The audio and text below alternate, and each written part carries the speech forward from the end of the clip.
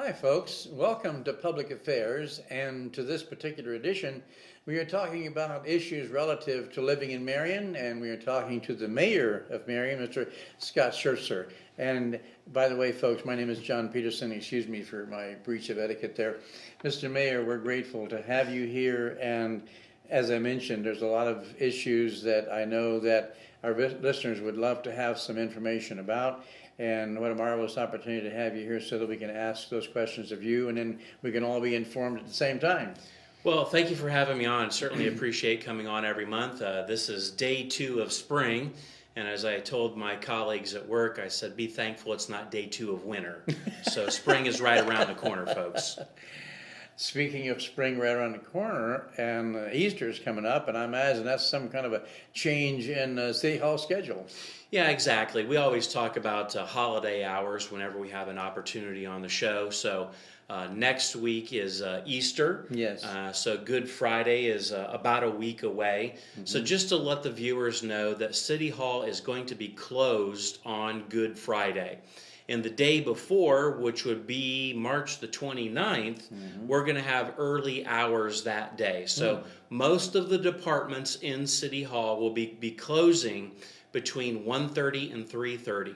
So whenever we get close to a holiday like is coming up, I always tell folks to call ahead first and make sure that we're going to be open. So obviously on Good Friday, March the 30th, the transit department will be closed. The senior center will be closed. However, we will be doing trash collection on that particular Friday. Okay. And without fail, the police and fire department and our essential services, they're open 24/7. So they're always on duty. But just remember, next week, Thursday and Friday, we're going to have some unusual hours, more unusual than I'd say normal. So, is there a rule of thumb? I'm sure there is with the city, a rule of thumb that on some holidays, of course, there's no trash pickup. Is there a rule of thumb for which holidays there is none and which they do pick up? Yeah, so most of those are negotiated by the different bargaining contracts that we have with certain employees. And our sanitation department and our street department are part of the AFSCME contract. So that determines what days they are collecting trash. For example, Good Friday they are, but obviously on days like Thanksgiving, which falls during the week, and Christmas, which can fall during the week as well, they don't collect trash on those days. So if a citizen would like to know in advance as to how to plan things, they can just call and find out in advance. Yeah, the best thing to do as far as your trash collection goes when we're near a holiday is just call the city garage. Yes. Now, a point about calling the city garage, oftentimes people will say, well, I called the city garage and nobody answered the phone. Well, unfortunately, living in the 21st century, we don't have people sitting on the phones all the time. And you may get a message, or you may get a prompt to leave a message, or push 1 for this department and 2 for this department. I can assure you, whoever is responsible for answering the phones in that particular department listens to all those messages. Now, they may or may not call you back based upon the message that you have given. For example, if you report a pothole and you call the city garage, that's just going to go on the pothole list for the crews to do work on in the next day or two. So you might not get a phone call back if you're calling about a pothole. So give them at least give them at least a week to fix that before you call back. Exactly, and this is the time of the year where the pothole monster comes out. We're going to be fast approaching spring, and the ground temperature is going to warm up, and we'll have a better ability to get out there and fill those potholes more permanently.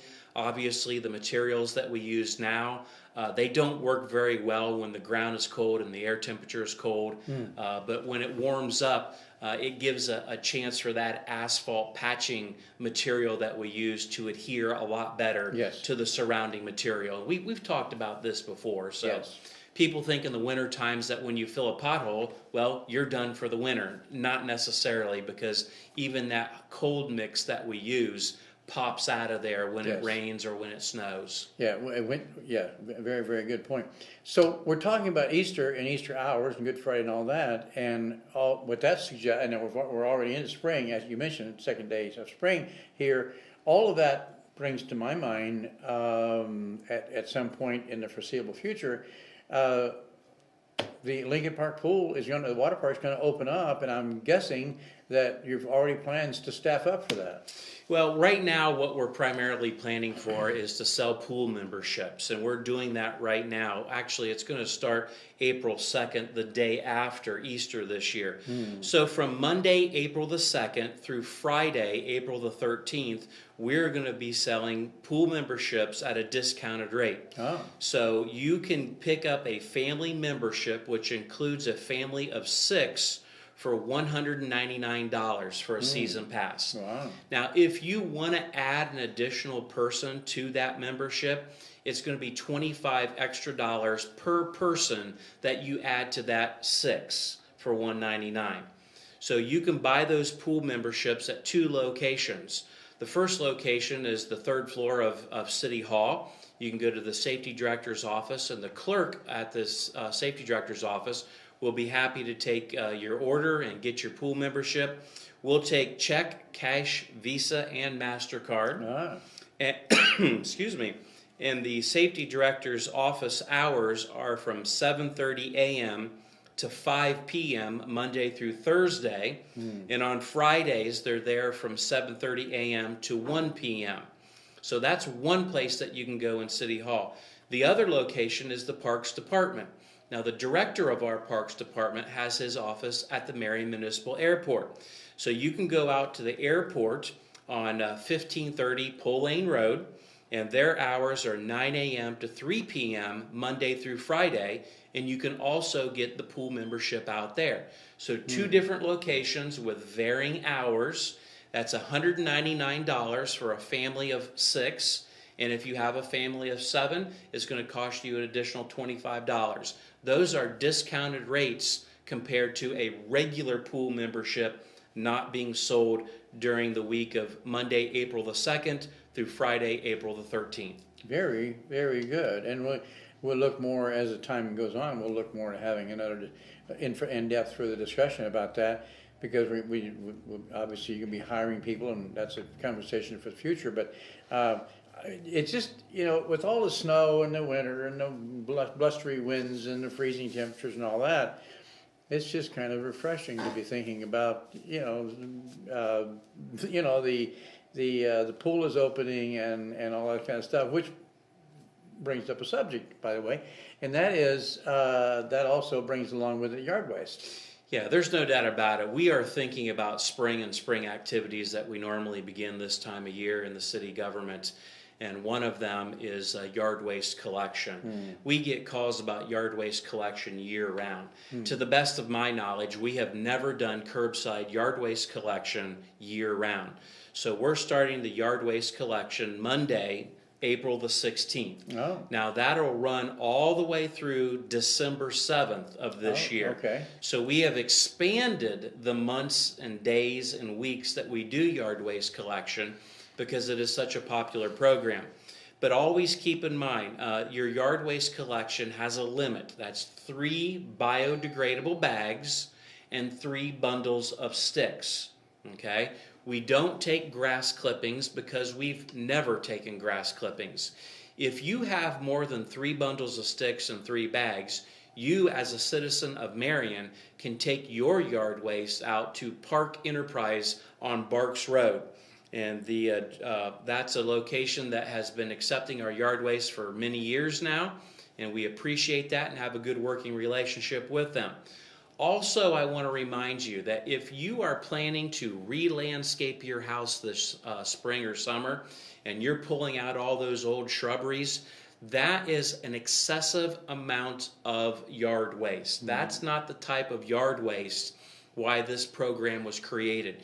You're going to have that yard waste disposed of at your expense, whether it's a landscaper disposing of it or if you're doing your own landscaping. The same goes true for trimming your trees. But they can still take that to Park. They can still take it to Park Enterprises. We have people that have a tree trimmer come in and they pile up all the tree clippings and tree limbs down at the curb thinking that that is something that we're going to pick up. We'll come get it, but you're going to get an additional charge for that collection. The only time that we pick up large limbs is if there's been a spring or summer storm. And we understand that when those summer winds come through town and limbs fall out of trees, that we do bear some responsibility of helping you clean that up. And that's why we do that. But we don't do it when you're shearing or pruning your own trees. Yes. So one of the things you said earlier sparked another thought in my mind, is that there are a lot of people that are out looking for jobs. Any city, municipal type jobs available? Well, I'll tell you what, there sure are. And we just talked about the aquatic center. We're taking applications right now for lifeguards and other support staff at the Marion Aquatic Center. We have to staff up that pool before we open up on Memorial Day weekend. And just as a reminder that the Aquatic Center follows the same schedule as the Marion City Schools. So we open up that weekend of Memorial Day, but when school is out, then we're open up every day consistently.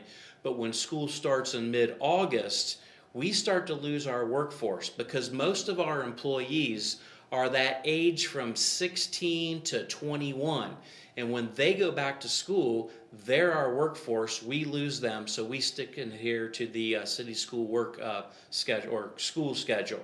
But we are accepting applications right now, again, for lifeguards and other support staff out there. You do need to be 16 years old. You do have to come and fill out an application.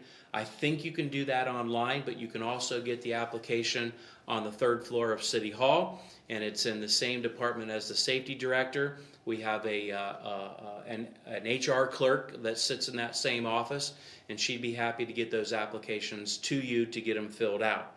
And what we do is we often look to the people that we had last year.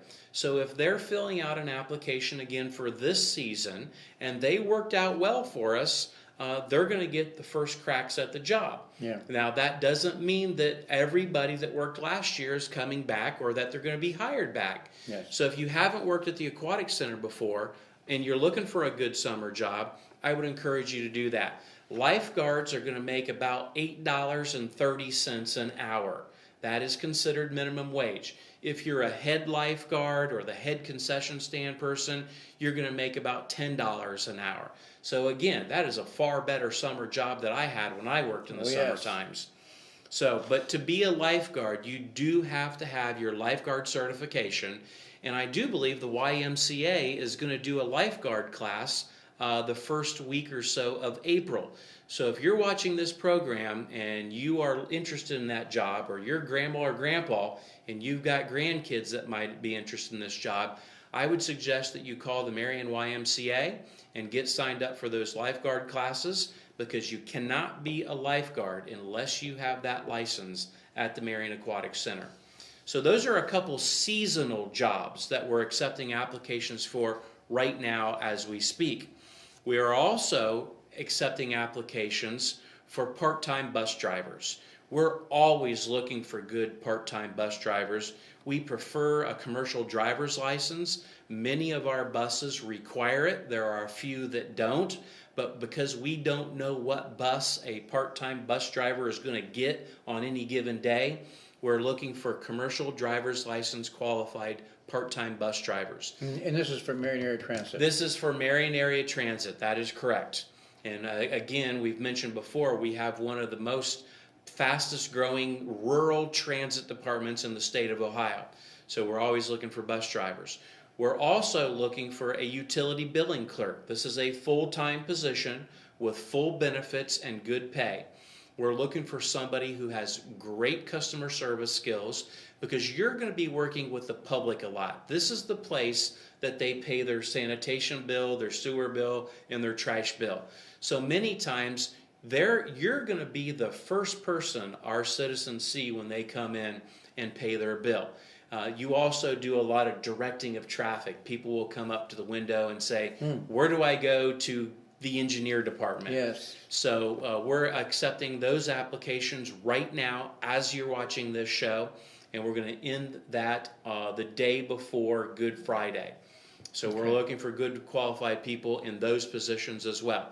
Now, job opportunities coming up in the future, we're actually going to be accepting applications in the very near future, not yet, for police officers and firefighters. And again, for both of those positions, you have to be licensed and certified and trained to do those jobs. If you just walk in off the street and you say, gee, I think it'd be great to be a firefighter, but you have no training, you can fill out an application, but you're probably not going to make the interview process, because we're going to interview people that have their fire cards or that are Ohio Peace Officer Training Academy folks that have their license to be a certified law enforcement official in the state of Ohio. So that's coming up. Stay tuned for those jobs. And we're also going to be hiring a part-time seasonal person to handle nuisance complaints in the city.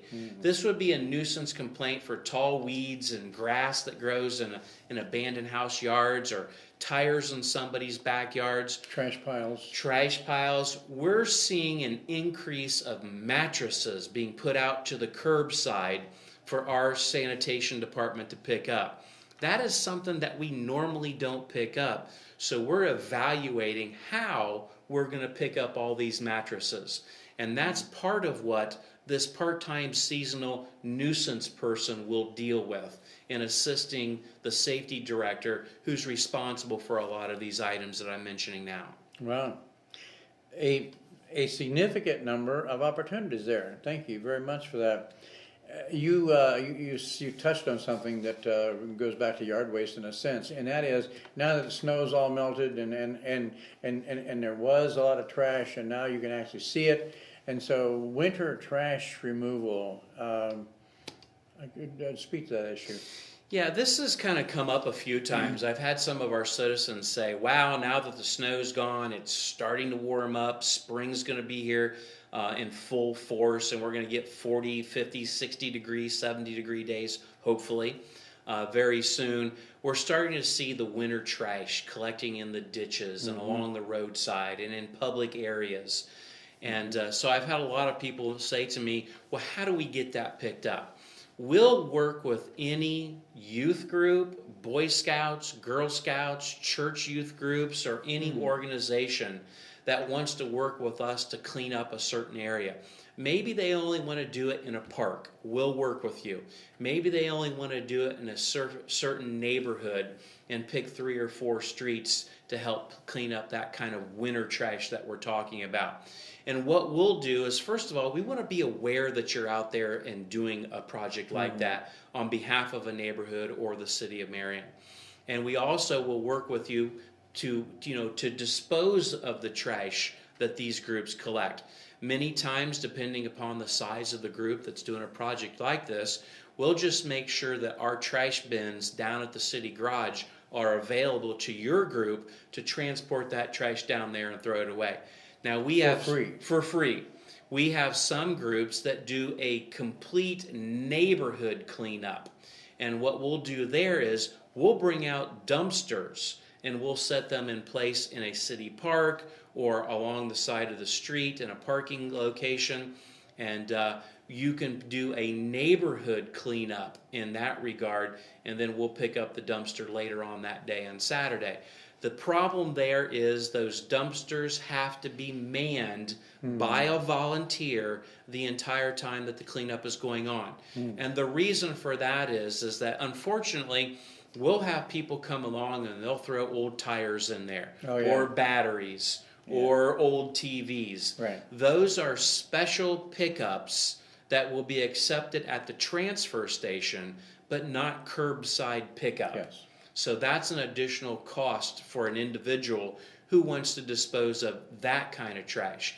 But the normal type of trash in a neighborhood cleanup, we'll bring a dumpster out to you. We'd be happy to work with you on that. Have in the past and will in the future.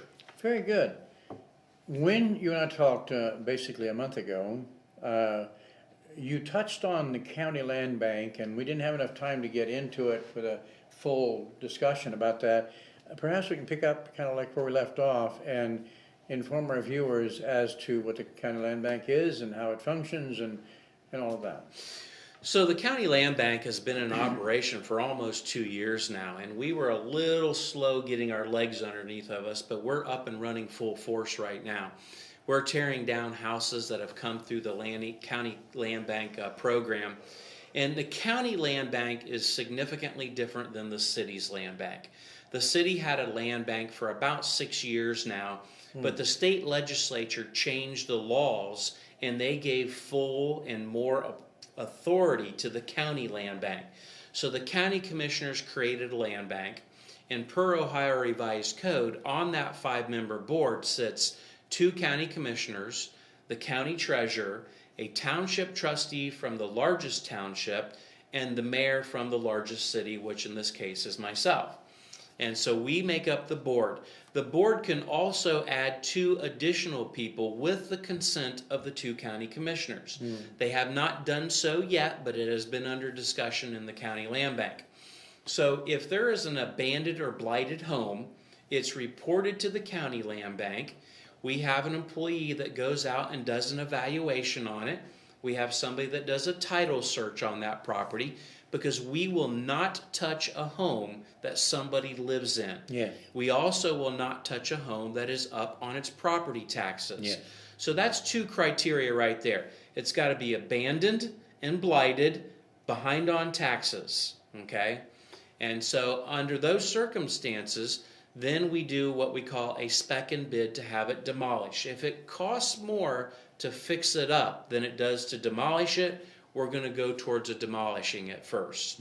And we have demolished over 30 homes just in the county land bank. Now, where does that money come from? About 1.5 to 2 years ago, the county applied for a grant, and they received about $850,000 from the state of Ohio to do these demolitions. So right now, that's the money we're using to demo these homes. What the county land bank is also dealing with is what happens when the $850,000 runs out. And it will before you know it. The city itself has torn down over 200 homes with previous grants that the city has received. We want to make this county land bank a sustainable program that doesn't just stop when the grants run out. So there are things that we're looking at and things that we are doing to ensure that there is additional revenues coming into the county land bank. Now, we may not be able to tear down 100 homes when the $800,000 is gone, but we can tear down 5 homes or 10 homes or whatever the budget will allow us in a given year based on additional revenues coming in for that purpose. It creates some sustainable income for that. Exactly. Yeah, very, very good. Very, very good. By the way, one final question on that. The jurisdiction of the county land bank would include the environs of the city? It includes incorporated and unincorporated areas. So that's everything in Marion County. Okay. Each county was allotted so much money to tear down abandoned and blighted homes. Yeah. But you had to make that application to the state. Yes. Some communities got $1 million. The county of Marion got about $850,000. Good. So good. Very good information. It really, really is, because we're always looking about ways to improve, removing blighted areas and so forth. So that's very good information. So let's circle back around to jobs, and we talked about job opportunities, the municipal jobs opportunities, but the job growth, obviously in industrial areas and in non-industrial areas, but there's a significant amount of job potential in the area. How do we address that? Well, that's a great question. I think that's something that we're all grappling with right now. With the unemployment rate being around 5%, and I think nationally it's closer to 4%, it's very hard to get good qualified workers if you're a company that needs to staff up because the economy is doing well. So there's a lot of competition out there right now for good qualified workers. We're starting to see, for the first time in many years, wages starting to come up so these companies can attract the best workers. And so there's a little bit of a wage war taking place, even right here in the Marion community. But you can drive just about any direction in the city of Marion, and you're going to see a help wanted sign. And everybody I know is hiring. I had lunch just yesterday with 4 business owners, larger businesses in our community, all 4 of them are taking applications right now because they're hiring. And so that's just the issue. That's the question I get asked more than any other question as mayor is, when are you going to create some jobs, Mayor? The problem is right now is we don't have enough qualified workers to fill the positions that are available in our community. We're recruiting new jobs to Marion. In fact, I think there's going to be some good news coming out here in the next couple of months about 2 or 3 and maybe even 4 businesses that have decided to relocate to the Marion community. And that's what CAN Do, the Economic Development Organization for the city and county, is responsible for, is attracting and retaining the businesses to our community. Now, some of these businesses that we're attracting, they only need 25 employees. That's still pretty good. One of them needs 50 employees. But if we start attracting a company that's looking at 200 or 400 employees, we're going to have our backs up against the wall because we don't have enough qualified workers to do the jobs that are available in Marion right now. It's the soft skills that are the most challenging things for these companies right now. We need workers that want to work, that understand the ethics of working in a workplace. And the workforce development program that we have going on here in the city can even work to provide you training to equip you to be able to take advantage of some of these higher skill jobs. Yeah, there's no doubt about it. The Ohio Means Jobs program in Marion County, which used to be Job and Family Services, they've kind of changed their name. They'll work with these companies to help find and attract the employees that they need. They'll cast a net within a 50-mile radius around Marion City or that business and find the qualified workers that have the skills that that company is looking for.